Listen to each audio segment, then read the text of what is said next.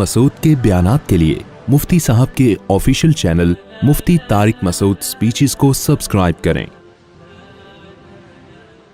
یہ رکوع ہمارا یہاں سے رکوع نمبر 13 اور 2 3 نہیں، یہ ہمارا رکوع یہاں سے شروع ہوا تھا، والسابقون الاولون من المہاجرین والانصار والذین اتبعوہم باحسان۔ اللہ نے اس میں صحابہ کی فضیلت بیان کی کہ جو مہاجر صحابہ ہیں وہ بھی، جو انصار صحابہ ہیں وہ بھی، اور پھر قرآن کہہ رہے جو ان کی اتباع کریں گے اخلاص کے ساتھ، ان تینوں کے لیے خوشخبریاں ہیں۔ اس میں ہمیں نقطہ کی بات کیا پتہ چلتی ہے کہ جو آج کل متجدد لوگ پیدا ہو رہے ہیں کہ ہم قرآن و حدیث کو خود سے سمجھیں گے، خود سے عمل کریں گے، ہم کسی کو فالو نہیں کریں گے، یہ لوگ گمراہی کی طرف آپ کو دعوت دے رہے ہیں۔ قرآن تو کیا کہہ رہا ہے کہ جو سب سے پہلے لوگ ایمان لائے اور انصار اور مہاجر، ان کو فالو کرو، ان اشخاص کو فالو کرو۔ تو اسلام میں آپ اشخاص کو، رجال کو نکال نہیں سکتے اپنی ڈکشنری سے۔ یہ جو لوگ کہتے ہیں نا کہ ہم کسی کو نہیں مانتے، ہم بس خود سے قرآن حدیث سمجھتے ہیں، تو قرآن تو کہہ رہا ہے جو پہلے ایمان لائے مہاجر انصار والذین اتبعوہم، جو ان کو فالو کریں گے اخلاص کے ساتھ، ان سب سے اللہ کی رضا کا وعدہ ہے۔ تو آپ قرآن و سنت کی ایسی تشریح نہیں کر سکتے جو صحابہ اور تابعین سے ہٹ کرو، آپ نے اپنے پہلوؤں کو فالو کرنا ہے۔ جو بھی آپ سے پہلے گزرے ہیں ان میں آپ نے تلاش کرنا ہے کون اہل حق تھے، کون اہل باطل، اہل باطل سے بچنا ہے اور اہل حق کو آپ نے قدم بقدم فالو کرنا ہے۔ تو یہ سلسلہ قیامت تک چلا ہے۔ آپ سے پہلے والے، آپ اپنے باپ دادا کو، جو روحانی باپ دادا ہیں، جو اہل حق ہیں، ان کو فالو کرو گے۔ آپ کے روحانی باپ داداؤں نے اپنے روحانی باپ دادا کو فالو کیا، انہوں نے اپنوں ہوتے ہوتے یہ سلسلہ تابعین تک اور پھر صحابہ اور انصار اور مہاجر صحابہ تک پہنچتا ہے۔ تو ان سب سے اللہ نے رضا کا وعدہ کیا ہے، اور اگر اس سلسلے سے آپ ہٹ جاؤ گے تو پھر گمراہی کے علاوہ کچھ بھی نہیں ہے۔ اس میں صحابہ کرام کی فضیلت بھی بیان ہو گئی، مہاجر اور انصار صحابہ کا اللہ نے الگ سے پہلے تذکرہ کیا اور ان کو فالو کرنے والوں کا بعد میں تبصرہ کیا۔ اسی سے علماء نے تابعین کی فضیلت پر بھی استدلال کیا ہے کہ جیسے صحابہ فضیلت میں سب سے پہلے ہیں تو تابعین اس کے بعد فضیلت میں دوسرے نمبر پہ سب سے پہلے ہیں، کیونکہ فضیلت کی وجہ اللہ بیان کر رہے ہیں اتباع کرنا۔ تو تابعین کو تو کہتے ہی تابع اس لیے کہ انہوں نے براہ راست صحابہ کی اتباع کی ہے۔ ہم جو صحابہ کو فالو کر رہے ہیں وہ تابعین، تبع تابعین اور اس کے بعد کے بہت سارے واسطوں کے ذریعے فالو کر رہے ہیں، اور تابعین نے براہ راست صحابہ کو فالو کیا ہے، تو اس سے ان تابعین کی فضیلت بھی معلوم ہوتی ہے۔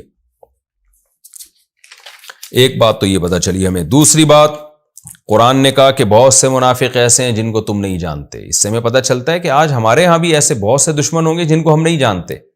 تو قرآن ہمیں ہوشیار کر رہا ہے کہ ایسے لوگوں سے ہوشیار رہو۔ بہت سے ایسے نظر آئیں گے جو آپ کے بڑے مخلص ہیں، ہو سکتا ہے وہ بہت بڑے فراڈی ہوں، یعنی اتنے بڑے ہوں کہ آپ ان کو پہچان ہی نہ پا رہے ہوں۔ تو بدگمانی کی شریعت میں اجازت بالکل بھی نہیں ہے کہ آپ خام خواہ میں کسی سے بدگمان ہونا شروع ہو جائیں، لیکن بہرحال ہوشیار رہنے کا شریعت میں ہمیں حکم دیا گیا ہے۔ تیسرا ہمیں کیا پتہ چلا، آخرون اعترفوا بذنوبہم خلطوا عملا صالحا وآخر سیئا۔ صحابہ میں جیسے بعض ایسے صحابہ تھے جن سے کچھ خطائیں بھی ہو گئیں، تو اللہ نے ان کے لیے راستہ بتایا، بھائی توبہ کرو۔ انہوں نے توبہ کی، اللہ نے کیسی توبہ قبول کی کہ قرآن کی آیتیں بنا کے اس قبولیت کو نازل کر دیا۔ اور پھر قرآن نے یہ بھی بتایا، الم یعلموا ان اللہ هو یقبل التوبۃ عن عبادہ، کیا تمہیں پتہ نہیں ہے کہ اللہ اپنے بندوں سے توبہ قبول کرتا ہے؟ یعنی جیسے اللہ سزا دیتا ہے تو توبہ بھی اللہ قبول کرتا ہے۔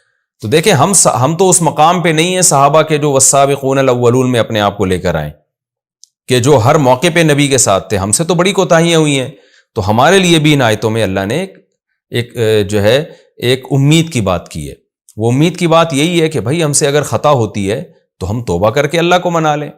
ایک بڑے بزرگ کا قول ہے، وہ کہتے ہیں میں نے قرآن میں تلاش کیا تو مجھے 2 قسم کے لوگ نظر آئے، یعنی پورے قرآن میں 2 قسم کے لوگ نظر آئے۔ یا تو قرآن جب جنتی لوگوں کی بات کرتا ہے تو بہت اچھی علامتیں اہل جنت کی بیان کرتا ہے کہ وہ اس دن رات اللہ کی راہ میں خرچ کرتے ہیں، ان کے پہلو رات کو بستروں سے جدا رہتے ہیں، تہجد میں کھڑے رہتے ہیں، اللہ کے خوف سے اللہ کو پکارتے ہیں، جنت کو کی امید پہ اللہ کو پکارتے ہیں، اور ایسا کرتے ہیں ایسا کرتے ہیں۔ اتنی اللہ نے ان کی صفات بیان کی ہیں کہ کہتے ہیں وہ ایسی صفات ہیں کہ ہمیں لگا کہ ہم اس میں سے نہیں ہیں۔ پھر ہم نے کہا کہ شاید ہم برے لوگوں میں سے ہوں، تو اللہ نے جو برے لوگوں کا قرآن میں تذکرہ کیا وہ اتنے برے لوگ ہیں، جیسے کافروں کا اللہ تذکرہ کرتا ہے کہ مال روکتے ہیں، لا یحض علی طعام المسکین، خود تو مسکینوں کو کھانا کیا کھلاتے، دوسرے کو بھی ترغیب نہیں دیتے، اور پھر رشتہ داری توڑتے ہیں، معاہدوں کی خلاف ورزی کرتے ہیں، اور بہت ساری جو برائیاں قرآن نے بیان کی. تو کہتے ہیں ہم نے دیکھا کہ بھائی ہم اتنے برے بھی نہیں ہیں.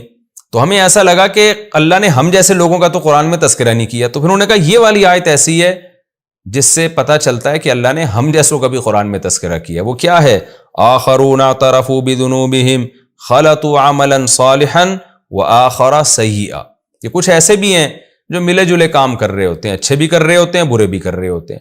تو یہ آیت پہلے تو صحابہ کے بارے میں نازل ہوئی، وہ زیادہ تر تو اچھا ہی کر رہے تھے، وہ ایک ان سے غلطی ہوئی کہ تبوک میں پیچھے رہ گئے وہ. لیکن ہم تو بہت کچھ اٹرم پٹرم کر رہے ہوتے ہیں، تو بہت الٹے سیدھے کام بھی، بہت اچھے اچھے کام بھی کر رہے ہوتے ہیں. تو لیکن ایک ہمیں اس سے ایک اشارہ مل گیا کہ بھائی جیسے وہ تبوک میں پیچھے رہ گئے تھے تو توبہ کر لی، تو اللہ نے ان کو بھی مخلص صحابہ میں شامل کر لیا.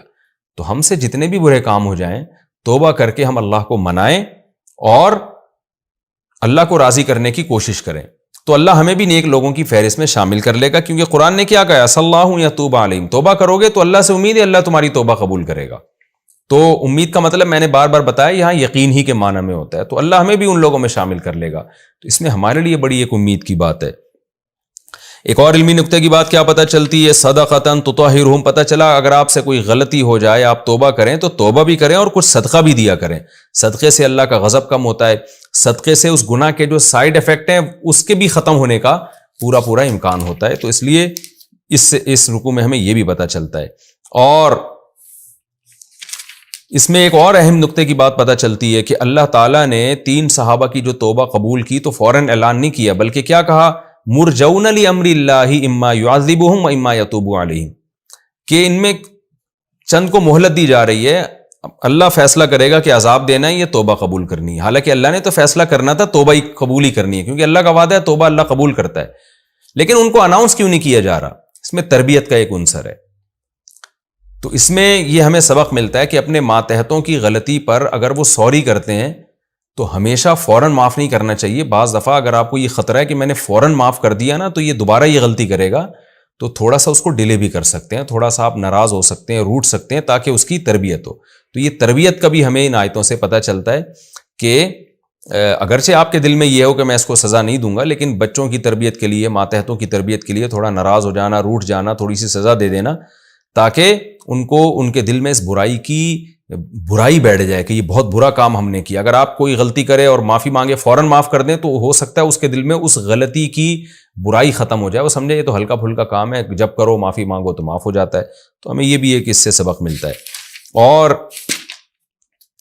ایک اہم ترین سبق والذین اتخذوا مسجدا ضرارا، منافقین نے مسجد بنائی نقصان پہنچانے کے لیے. بہت اہم سبق یہ ملتا ہے کہ بعض کام بہت اچھے لگتے ہیں دیکھنے میں لیکن اس کے پیچھے جذبہ اچھا نہیں ہوتا، مذہب کے نام پہ بھی تخریب کاری ہوتی. جیسے منافق سینما گھر بنا کے اسلام کے خلاف نہیں چل رہے تھے، مسجد بنا کے اسلام کی مخالفت کر رہے تھے. تو آج بھی ایسے لوگ آپ کو صفوں میں ملیں گے جو لیبل مذہب کا لگاتے ہیں، باتیں بڑی اچھی کر رہے ہوتے ہیں، کام ان کا تخریب کاری، فرقواریت پھیلانا، لالچ، ہوس، یہ سب چیزیں ان کا مقصد ہوتا ہے. اور بعض دفعہ مسجد بھی اسی نیت سے بنائی جاتی ہے، اسلام کا مقصد پیش نظر نہیں ہوتا، اپنے فرقے کو پروموٹ کرنا، دوسرے کو دبانا. آپ نے دیکھا ہوگا ایک مسجد بنی ہوئی ہوتی ہے، نمازی آ رہے ہیں، فوراً اس کے تھوڑے سے فاصلے پر ہی ایک دوسری مسجد بنا دی جاتی ہے. بھائی یہاں ضرورت نہیں ہے دوسری مسجد بنانے کی، یا سارے نمازی یہاں آ رہے ہیں، محلے والوں کے لیے کافی ہے، اس سے خامخواہ میں نمازی کٹ جائیں گے بلا وجہ. یا تو ضرورت ہوتی تو ایک بات بھی ہے، تو خامخواہ میں بنا دی جاتی ہے. تو اب اس پہ پھر وہ کہتے ہیں مسجد، تو اس سے پتہ چلتا ہے بنانے والے کی نیت ٹھیک نہیں ہے. اگر نیت نماز پڑھوانا ہوتی تو اس کے لیے محلے میں یہ مسجد کافی ہے. ہاں یہ ضرور ہے کہ آپ ایسا نہ ہو کہ کوئی مسجد قریب میں بنا لے تو مسجد زرار کہہ کے آپ اس کو گرا دیں. آپ کو شرعاً اس کی اجازت نہیں ہے، کیونکہ ہمیں 100% نہیں پتا کہ اس کی نیت کیا تھی. یہاں تو اللہ نے بتا دیا کہ ایک تو منافق ویسے ہی کافر، اور بتا دیا کہ یہ مسجد نہیں تو زرار ہے. لیکن ہمیں چونکہ ہم ظاہر کے مکلف ہیں تو مسجد جب بن جائے گی گرائے تو نہیں جائے گا اس کو. لیکن ان آیتوں سے اتنا بہرحال ہمیں پتہ چلتا ہے کہ بعض دفعہ لیبل دین کا، مذہب کا لگایا جاتا ہے اور کام تخریب کاری ہوتا ہے. میں نے ایسا دیکھا، ایک دفعہ گلشن اقبال میں تھا تو میں نے وہاں دیکھا کہ ایک جگہ ہے، لوگوں کی گزرگاہ ہے، لوگ فلیٹ سے نکلتے ہیں، مین گیٹ کی طرف جاتے ہیں. وہاں ایک صاحب نے کیا کیا، تھوڑا سا تمبو لگا کے مسجد بنا دی اور بلاک لا کے نا سیمنٹ کے کھڑے کر دی, اذان مائک نمازیں شروع ہو گئی وہاں پہ. محلے والوں کو اس قدر تکلیف ہو رہی, چلنا پھرنا دشوار, لیکن وہ صاحب تقریریں کرتے تھے اللہ کا گھر ہے, چندہ دو اور مسجد بنائی ہم نے. تو مجھے یہ آیتیں یاد آتی تھیں کہ دیکھو اس کا مقصد اگر اللہ کی رضا ہوتا نا تو یہ لوگوں کی تکلیف کا ذریعہ نہ بنتا, لوگوں کے دروازوں کے سامنے مسجد نہ بناتا. اس کا مقصد ہے چندہ کرنا, مسجد ہوگی تو چندہ بہت آئے گا.